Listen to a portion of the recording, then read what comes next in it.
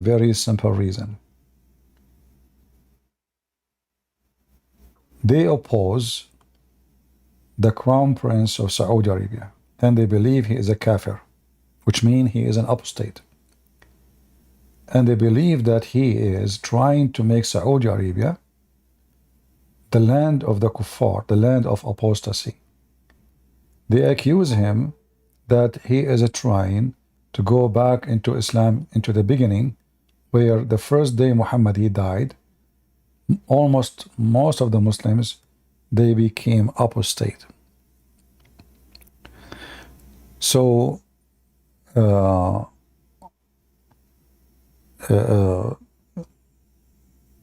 is a lot of anger inside Saudi Arabia between the religious society. Now, generally speaking, the new generation in Saudi Arabia, but this is in general, not everybody, which means I'm saying not everyone is young, he is not religious no more. No. But generally speaking, the new generation in Saudi Arabia, they don't buy Islam in exchange for a box of matches. Especially females. Especially females.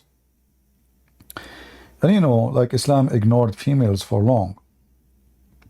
And Islam always put the females in the box and considered them as nothing but, you know, a piece of furniture in the house. But you know, females are the one who teach their children. They are the first teacher actually in the house. They are the one who have a big influence on their children, more even than the father. Especially those Muslims, you know, he will marry first, second wife, third wife. You don't even remember what the name of the child. You don't even see him. Like, who are you? Oh, I'm your son. My son from who? Oh, Fatima. Ah, okay. What's your name? Oh, okay. So as an example, Osama bin Laden, he have about 60 brothers. 60. So imagine how his father can remember who is who. Like who is who exactly.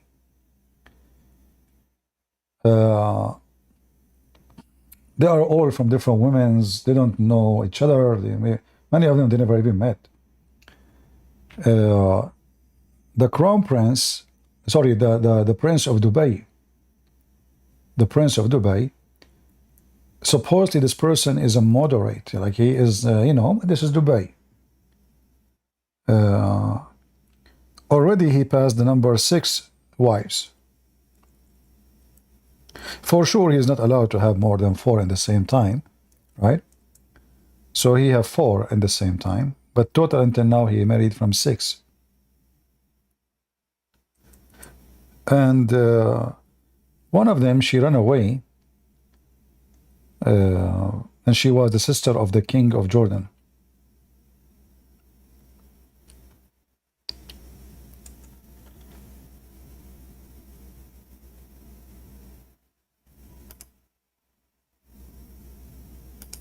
The Prince of Qatar, he have, let me, just to be sure, I think he have now 3 wives.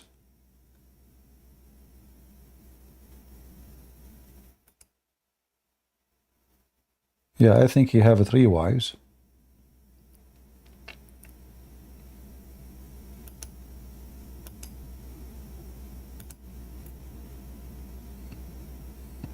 I'm trying to find a website to show you, but all of them, they have, you know, advertising.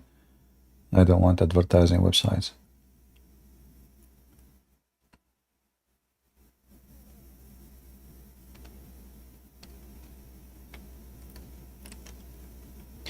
Yeah, anyway, I mean, this is very normal practice in Islam, right? Nothing new. And those are the one who we knows about them. Usually Muslims, they marry always secret wives. You know, they have secret wives. Going back to our topic,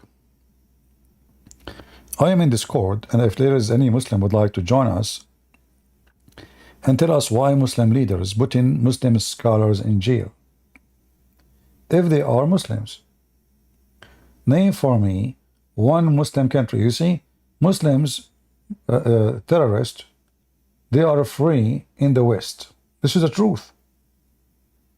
Muslim terrorists who teach terrorism, they are free in, speaker corners, Trafalgar Square, in the heart of London, in Netherlands, in France, everywhere.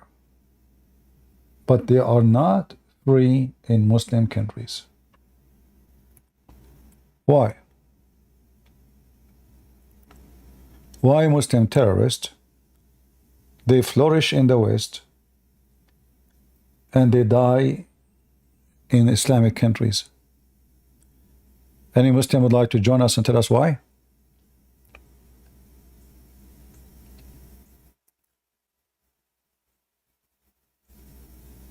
Any Muhammadan? What is the reason? Look how huge the number. And this is the group here. It just names the famous ones. I mean, God knows how many. They assume between 60 to 70,000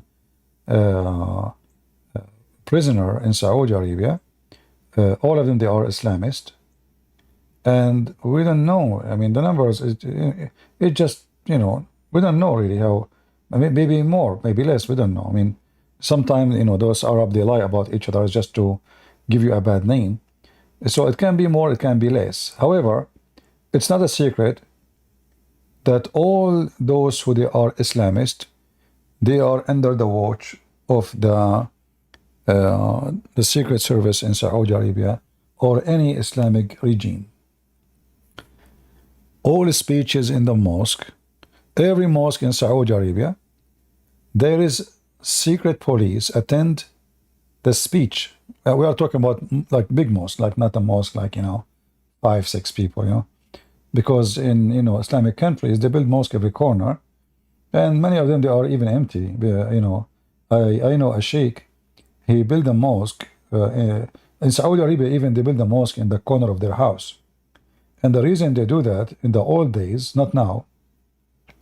If you build a mosque, you receive about 3,000 riyal.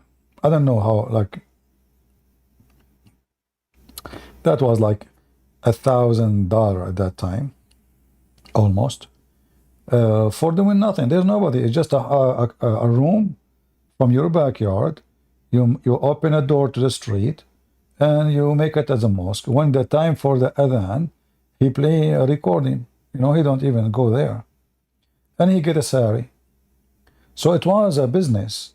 Everybody open a mosque in his house. Everybody. You make a room in the corner of in your yard, have a door separated from your house, so people they can get in, and you get salary from the government. The salary is not supposedly for you. It's called to take care, like it's a money to take care of the mosque, the house of Allah. So he buy he told me even he did not buy rags. He told me that he took the rags from his old living room and he bought a new rags, put it in the living room, and he put the old rags in the mosque. And he have a recording machine. Sometimes he is the one who click in it. Sometimes it is his wife or his son. So like when the time is up to pray, he hit the bomb and the speaker start Allahu Akbar, Allahu Akbar. And then he collect the money. So religion is a big business in Saudi Arabia, and that means there's a lot of people, they make money from it. So if this crown prince is cutting the support for the religious business, that will make those people angry. All those names you see, they have big villas. Like the third one in the left, if I showed you his villa, you will not believe it. We have somebody with a strange name. He must be from Senegal. Your mother got to be a fucking whore to do like you. Run like a mother. Even the names. I know. Do you know how I know that he's not he's from Senegal? This guy is the biggest donkey ever. He can't even make a name correctly in Arabic.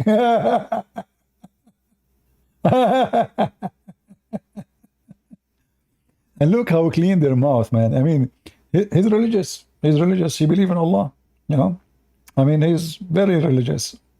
I do not need to prove it to you. He's a true Muslim. Yeah. filthy scumbag like his mother.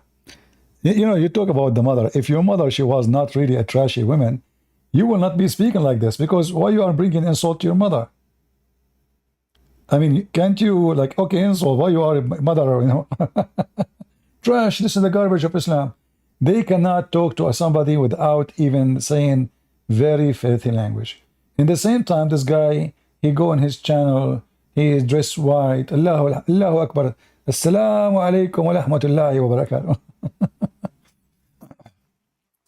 So they play decency, but this is the most corrupt, filthy society. In Yemen, they force children to wear a chastity belt. And when I'm talking children, I'm not talking about girls. I'm talking about boys, because they target boys.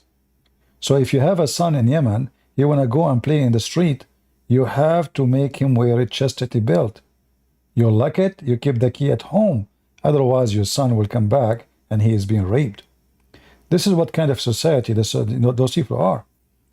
But when you see them, look at them, beard, and you know, they cover their head and they say we are humble, and you know, like they try to teach you ethic.